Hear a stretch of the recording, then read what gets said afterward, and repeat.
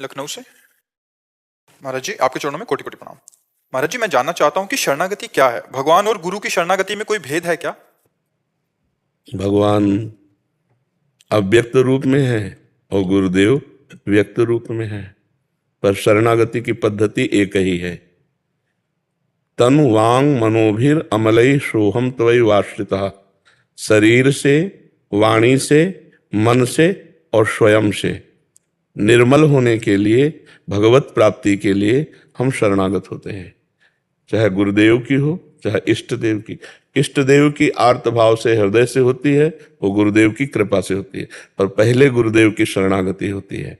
जब हम किसी महापुरुष का आश्रय लेते हैं तो हमारी क्रियाएं, तन से शरणागति का मतलब है तस्मात् शास्त्रम प्रमाणम ते कार्याकार्यो व्यवस्थितो। हमारे शरीर के कार्य और अकार्य की व्यवस्था, विधि और निषेध की बात शास्त्र में कही गई है। तो हमको जो शास्त्र प्रमाणित कार्य हैं वो करने, जो निषेध है वो नहीं करने, और उन कार्यों को भगवत समर्पित कर देना, ये शरणागति शरीर की हुई। वाणी से हम कभी भी असत वार्ता, दुखद वार्ता, दूसरे का अहित करने वाली अश्लील भाषण, गंदी बातें ये ना बोले। हम भगवत चर्चा, हितकर बात, पवित्र बात, सत्य बात, तो हमारी वाणी की शरणागति हो गई। मन हमारा गंदी बातें चिंतन करता है, संकल्प करता है, हम बार बार उसको रोकें और भगवान के नाम में लगावें, तो हमारा मन पवित्र होने लगेगा। तो मन की शरणागति, और स्वयं से अनुभव करें कि मैं भगवान का अंश हूँ, मैं भगवान का दास हूँ, मैं स्वयं को भी भगवान के चरणों में समर्पित करता हूँ। तो तन, मन, वचन और स्वयं जब शरणागत हो जाता है तो फिर भगवान जिम्मेवारी ले लेते हैं। फिर वो अंदर ज्ञान का प्रकाश, वैराग्य का प्रकाश, प्रेम का जो प्रकाश होता है, वही निर्भय, निशोक, निश्चिंत, विपरीत भावना का त्याग, संशय रहित, ये लक्षण उसमें जागृत होते हैं। हम शरणागत हैं, उसके 5 लक्षण होते हैं। निर्भय, उसे भय नहीं लगेगा। निश्चिंत, वो चिंता रहित हो जाता है। निशोक, उसे कोई शोक नहीं सता सकता, विपरीत भावना नहीं आ सकती, उसे कभी भगवान के विधान पर संशय नहीं हो सकता। ये 5 लक्षण आते हैं। तो पहले हम शरणागति होने के लिए वचन से शुरू करते हैं कि हे नाथ, मैं आपकी शरण में, और वाणी को संभालते हैं, फिर क्रियाओं को संभालते हैं, फिर मन को भगवान के चरणों में अर्पित करते हैं, फिर स्वयं हो जाता है। स्वयं से शुरू करने में मन, वाणी और शरीर ये संसार में लगे हों तो हम स्वयं को संसार में ही देखेंगे, और ये प्रभु में लगे हों तो हम स्वयं को प्रभु में देखेंगे। ऐसा तदात्म हो गया है। नहीं तो अगर स्वयं से शरणागत हो जाए तो बहुत जल्दी सब बात बन जाए। स्वयं से शरणागत हो जाए तो बहुत जल्दी, ये तो सब करण है, पर हम इतना तदात्म है अंतःकरण में कि पहले ये हो तब फिर हम ऐसा अनुभव में आता है। तो यहीं से शुरू करें, वचन से, फिर क्रियाओं से, फिर मन से, फिर स्वयं से भगवान की शरण हो गया तो पूर्ण हो गया। जीवन भर शरणागति ही पुष्ट करते हैं, पूर्णता तो भगवान की तरफ से होती, प्रयास अपनी तरफ से होता है। प्रशांत सिंह जी। गुरुदेव, आपके चरणों में कोटि कोटि प्रणाम। महाराज जी, साधना में वेश का क्या महत्व है? सोते हुए जप या ध्यान कैसे हो सकता है? तो वेश का महत्व है तो आचार्य परंपरा से 2 मार्ग हैं। एक है निवृत्ति मार्ग, एक है प्रवृत्ति मार्ग। प्रवृत्ति मार्ग गृहस्थ मार्ग कहते हैं, और निवृत्ति मार्ग विरक्त मार्ग कहते हैं। जैसे हम लोग परंपरागत हैं आचार्यों की, तो इसमें वेश के अनुसार हम अपनी मर्यादा में रह करके निरंतर भगवान का भजन करते हैं। और गृहस्थ में है तो भोगों के बीच में रहकर धर्म मर्यादा का पालन करते हुए भगवान का भजन करके भगवान की प्राप्ति। ये भोगों का त्याग करके, जो सांसारिक भोग हैं उनका त्याग करके गुरु परंपरा के अनुसार उसी साधना में लग करके भगवत प्राप्त होते हैं। तो वेश की जो मर्यादा वो निवृत्ति परक है, निवृत्ति मार्ग, वैराग्य मार्ग का प्रतीक है। अब वो उसी वेश का लोग दुरुपयोग कर रहे हैं। जो गंदे लोग हैं वो उसी वेश का अपने गंदगी छुपाने के लिए आश्रय ले लेते हैं। तो ये होता है कि संत जन ऐसे नहीं होते। प्राण चाहे निकल जाए पर भूल ही न दें कुमारग पाऊं। वो भूल करके भी गलत मार्ग में नहीं चल सकते। जिनका लक्ष्य श्री भगवान है, छोटी मोटी गलतियां हुई भी तो करो सदा तिनके रखवारी, जिम बालक राखे महतारी। भगवान अपने बच्चे की तरह संतों को संभाल करके उन्हें असली संत बना देते हैं। तो संत मार्ग है एक, आचार्य परंपरा है। आचार्य परंपरा से जो विरक्त है उसी के आगे संत। अब किसी के विषय में क्या कहे, कोई भी नहीं, तो आचार्य परंपरा है हमारे वैष्णवों की, हमारे सन्यासियों की। आचार्य परंपरा से वेशभूषा लेकर आचार्य परंपरा की पद्धति से साधना करके भगवान को प्राप्त हो। ऋषि मुनि संत महात्मा, उनको ये पद्धति है। प्रवृत्ति मार्ग गृहस्थी मार्ग, निवृत्ति मार्ग विरक्ति मार्ग। समझ पाया? आप क्या पूछना चाहते हो? महाराज जी कह रहे थे सोते हुए जप या ध्यान कैसे हो सकता है? पहले तो नींद को काबू में करें, लेटते ही सो जाओगे।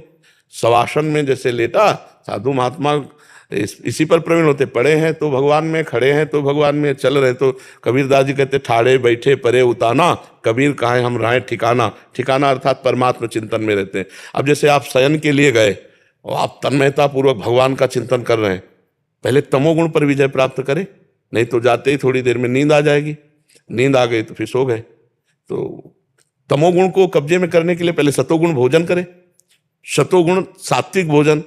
अब भोजन की तो बड़ी समस्या है, सात्विक भोजन मिलना बड़ा कठिन हो रहा है। नहीं, जो सात्विक चीजें उनमें गंदी चीजें मिलाई जा रही, जैसे मानो दूध है, पता नहीं दूध है कि केमिकल है कि क्या मिलाया गया है, घी है, पता नहीं चर्बी मिली है क्या मिली, कुछ भरोसा नहीं है ना। जो हमारे सतोगुणी चीजें हैं वो तो सब घोर अशुद्धता मिलाई जा रही, घोर अशुद्धता। तो सतोगुण भोजन बड़ा कठिन हो गया। अब रजोगुणी और तमोगुणी की बाढ़ है। अब लोग तमोगुणी पर भोजन, रजोगुणी पसंद करते हैं, होटल का, चाट चूट का, तो इससे तो रजोगुण तमोगुण आएगा, इससे भोग विलासिता बढ़ेगी, निद्रा, आलस्य, प्रमाद, क्रोध, ये चीजें बढ़ती हैं। अगर हम सतोगुणी भोजन करें, सात्विक भोजन, और भगवान जैसा आचरण कहते हैं वैसे पवित्र आचरण रखें, तो फिर भजन में हमारा प्रवेश होने लगेगा। फिर तो चाहे बैठे हैं तो भजन कर रहे हैं, लेटे हैं तो भगवान में भजन कर रहे हैं। पर अभ्यास करो, जब लेटो तो उस समय सब बातें भूल करके नाम चलाने की कोशिश करो, राधा राधा राधा राधा राधा, राम राम, हरि हरि, जो नाम प्रिय हो, जो गुरुदेव ने दिया हो उस नाम में। और अगर नाम का ध्यान करते हुए सो गए तो जब जगोगे तब नाम चलता मिलेगा, देख लेना। तो बीच का जो शयन हुआ वो निद्रा समाधि स्थिति, वो भी आपका भजन माना जाएगा, वो भी आपका भजन। रात में सोते समय जरूर भजन करना चाहिए।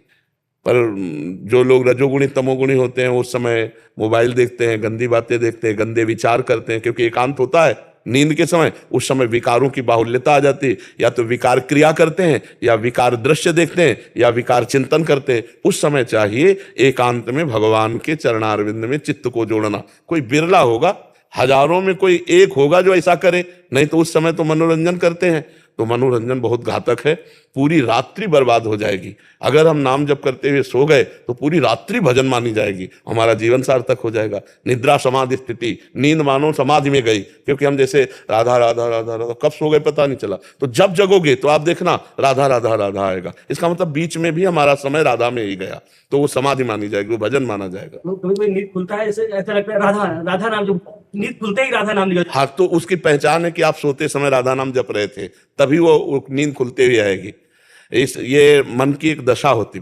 जब ऑपरेशन होना था ना डायलिसिस के लिए, तो उन्होंने बताया कि अब ऑपरेशन हम करने के लिए आपको बेहोश करते हैं। तो हमने कहा रुको, हमने पद चलाया अपने आचार्य का, और पद में जिस लाइन से हम बेहोश हुए थे, तो जब हमें होश आया था तो वही लाइन चलने लगी। ये ऐसा मन का पकड़ा दो ना, तो उसका ऐसा स्वभाव है। तो ऐसे नींद के समय जैसे जो बात पकड़ा दी गई, वही जागृत के समय जब हम जगेंगे तो वो उसी में स्थिति मानी जाती है। तो हम पता नहीं जगें कि ना जगें, कौन सी आखिरी रात हो, तो हम उस रात को मृत्यु जैसा मानकर भगवान के भजन में लीन होते हुए निद्रा की गोद में गए, और जब उठे तो फिर भगवान का, जब जगे भगवान का स्मरण जरूर करें।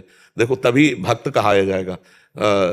जब देखा कि विभीषण जी तो राम नाम ते सुमिरन कीना, हृदय हरस कपि सज्जन चीना, ये सन हट करी हो पहचानी, और साधु ते होए ना कारजान। जो उठते ही राम राम बोला तो समझ गए ये भगवान के भक्त है, इन साधु से मिलने से कोई कार्य की हानि नहीं होगी। राम नाम ते सुमिरन कीना, हृदय हरसी कपि सज्जन। हनुमान जी समझ गए ये साधु है, क्योंकि उठते ही भगवान का नाम कोई सज्जन पुरुष साधु ही लेता है। तो सोते समय, उठते समय, भोजन पाते समय, जब भोजन सामने आवे तो भगवान को अर्पित करके 2-4 भगवान के मंगलमय नाम लेकर और जय जयकार करके तब पाना चाहिए। इससे बहुत बुद्धि शुद्ध होती है, जीवन बड़ा आनंदमय होता है। विचार पॉजिटिव हो जाए ना, तो हम गरीब भी हों तो आनंद पूर्वक जिएंगे, और विचार निगेटिव है ना तो करोड़ों रुपया भी हो तो भी जलते रहेंगे। हमारा दिमाग स्वस्थ होना चाहिए। अगर दिमाग स्वस्थ है तो सब स्वस्थ है, और दिमाग अस्वस्थ है तो सब कुछ होने पर बेकार है। अशांति बनी रहेगी ना, अशांत से कुता सुखम, जो अशांत है वो सुखी कहा है। तो सुख तो भगवान करुणा सिंधु, उनका नाम, उनका रूप, उनकी लीला, उनका धाम, उनके आश्रय, उसी में सुख है। ये भव समुद्र भगवान के तो रचा हुआ है, और भगवान से विमुख होकर कोई गंदे आचरण करके कभी सुखी हो सकता है क्या? लोगों को भ्रम है कि हम पाप कर्म करके, अधर्म करके, घूस लेकर बहुत सुखी हो जाए, कभी नहीं सुखी हो सकते। चाहे जितना एकत्रित कर लो, अधर्म से कभी सुख नहीं मिलता। अधर्म का फल है अशांत, अशांत वाला पुरुष कभी सुखी नहीं रहता, और धर्म का फल है शांत, और शांति में ही सुख है। जिसके हृदय में शांति उसी के, और शांति उसी के हृदय में जो भगवान का भजन करता है। सियाराम दास जी, महाराज जी आपके चरणों में कोटि कोटि प्रणाम। महाराज जी नाम अंदर चलाने का प्रयास करते हैं, चिंतन पूर्वक तो माला रखना पड़ जाता है, क्या करें महाराज जी? हाँ, जरूरी रखो, संतों ने रखा है। ये माला बाह्य साधन है, पर ये आंतरिक साधन को चलाने में बड़ा सहयोग मिलता है। पर आगे चल करके जब फिर मानसिक जाप होने लगता है तब फिर इसमें भी रुचि खत्म हो जाती है, गणना करना, उसको घुमाना है। अभी 1 महीना हो गया है हमको वृंदावन धाम। तो माला वैसे ही ब्रह्म है, तो पवित्रता पूर्वक के लिए आसन थोड़ा हमारा ऐसा नहीं है, तो हमने झोली में उसको रहने दिया। तो अभी तक उसको मैंने छुआ नहीं, और जो होना चाहिए प्रभु कृपा से ऐसा लगता है। तो हमने सोचा, शंका हो रही थी कि माला के प्रति अपराध तो नहीं बन रहा है। तो महापुरुष नाम निष्ठ आप विराजमान है। हाँ, माला का जो स्वरूप है वो श्वास की माला पे चलाने के लिए है। और जब श्वास ही नाम, नाम ही श्वासा, नाम श्वास को भेद मिटावे, रोम रोम जब रग रग बोले तब कुछ स्वाद नाम को पावे। माला से सहयोग बनता है, अधिक जप करने में प्रवृत्ति लगती है। बकाया कर का मन का डार दे और मन का फेर। नहीं, माला फेरत जुग गया, फिरा न मन का फेर। कर का मन का डार दे और मन का फेर। हाँ, मन की गुड़िया एक एक श्वास में हम फिट कर देते हैं। श्वास में अधिक ऊपर श्वास खींचा, अधिक से अधिक नाम जब, नीचे श्वास पर दृष्टि, कोई भी श्वास खाली ना जाए। पर ये हम प्रारंभ में विनय करते हैं कि सब साधकों को माला लेना चाहिए, क्योंकि उससे अधिक रुचि बढ़ती है। संख्या में अपना देहाभिमानी जीव स्वभाव है ना, तो आज 10 जपा तो कल 11 जपेंगे, पर ये प्रारंभिक है। जब आगे बढ़ता है नाम जप तो फिर गणना खत्म हो जाती है और फिर ध्यानस्थ हुए उसी नाम में डूबे चल रहा है। गिने ठाकुर जी, अब हम जप रहे हैं। ठाकुर जी गिने, अब हम जप रहे हैं। रात दिन नाम जप, नाम की सिवा हमारा जीवन है। महाराज जी एक स्थिति तो ये है, बहुत सारे वृद्ध संतों को भी देखा गया है जिनका अभ्यास वैसा हो गया, यद्यपि उनके अंदर तो चलता ही है। हाँ, but वो ये इस पे हम लड़े हैं अपने आप से कि जैसे गायत्री अनुष्ठान जब हम किए ना, तो उसमें माला का अभ्यास। अब माला के बिना भजन नहीं। भजन करना तो पहले माला लाओ। अब माला के तो काफी दिन तो अंगुली केवल चली है, माला नहीं रखा, केवल अंगुली चली अभ्यास में। वो भी एक अभ्यास है, ये भी एक अभ्यास है। बहुत जोर का अभ्यास है। पूज्य चंद्रशेखर बाबा को अस्पताल में ले गए तो उन्होंने कहा कि माला हटाओ। उनका माला नहीं हटेगा, तुम्हें दवा करनी करो, नहीं मत करो। चूंकि गुरुजनों के द्वारा होता है, जैसे हमारे पूज्य सदगुरुदेव भगवान तो माला वगैरह ध्यानस्थ बस उसी मंत्र उसी नाम में, तो वही फिर आता है। जैसे हम बड़ों को देखते हैं, महापुरुष जिस मार्ग में चलते हैं वही मार्ग होता है। महाजनों गतेन सपन था, तो वैसे ही, और वैसे ही आनंद की अपने खुद अनुभूति देखो। बाहर से माला की पूर्ति होना, सुमेर को घुमाना, प्रणाम करना, संख्या पर, अंक पर, तो ये बहिर्मुख वृत्ति आती है ना, अब इसमें छोड़ दिया। अब वो चल रहा है, निरंतर चल रहा है। सामने मंत्र नाम चल रहा है, अंदर से उसे हम पढ़ रहे हैं, कान से उसे सुन रहे हैं, पूरी तन्मयता उसी में है। अब कितने हुए अभी भगवान जाने। कितना जब करते हो, कुछ नहीं। पूरा जीवन भगवान को समर्पित, कोई संख्या नहीं, कोई बोल नहीं सकते कि आप कितना जप करते हैं। पर प्रारंभिक साधक का जिसका मन ना लगता हो, उसको जरूर माला से करना चाहिए।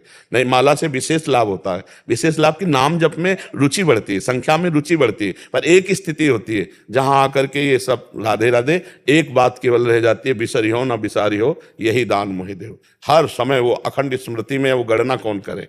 वो हर समय सोच में है तो, पवित्र है तो, किसी भी स्थिति में है, नाम नहीं छूट सकता। अब सोच में माला तो नहीं रख सकते, और अगर माला का अभ्यास है तो फिर उस समय मन माला में लगेगा।